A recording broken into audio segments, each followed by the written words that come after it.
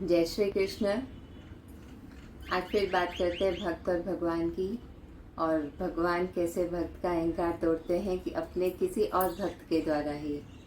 भगवान नहीं चाहते हैं उनके भक्त में जरा भी अहंकार है, तो वो उसे प्योर एकदम निश्चल कर देते हैं, साफ सुथरा, अहंकार बिना, अहंकार रहित। तो ये कहानी है, महाभारत कालीन है।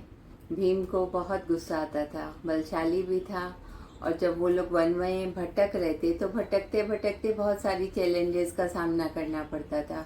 तो वो गुस्से वाला तो था ही, और चिड़चिड़ वाला स्वभाव का हो गया, और उसको थोड़ा अभिमान भी था अपने बल पे। तो रास्ते में जा रहा था तो वहाँ पे एक वृद्ध वानर बैठा था, लेटा हुआ था। तो उसकी पूंछ आ रही थी बीच में।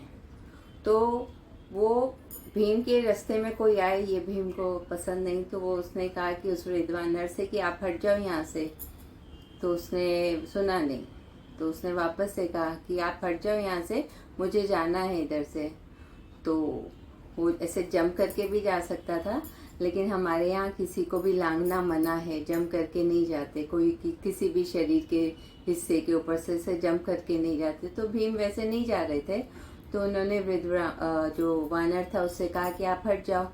तो बोला, भाई मैं तो बहुत वृद्ध हूँ, मुझसे तो हटा नहीं जाता जल्दी से, और मेरी पूंछ भी मैं कैसे हिलाऊं। तो ऐसा काम करो कि तुम ही मेरी पूंछ इधर से हटा दो ना। भीम को लगा ठीक है, हटा देता हूँ। तो भीम जैसे उसकी पूंछ हटाने के लिए से उठाया कि उनकी पूंछ उठा के साइड में कर दूं फिर चला जाऊं।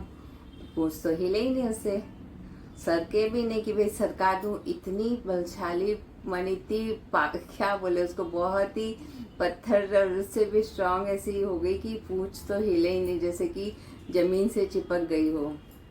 बहुत कोशिश कर लिया, तो भीम को लगा ये तो कोई वानर नहीं है, कोई साधारण वानर नहीं है।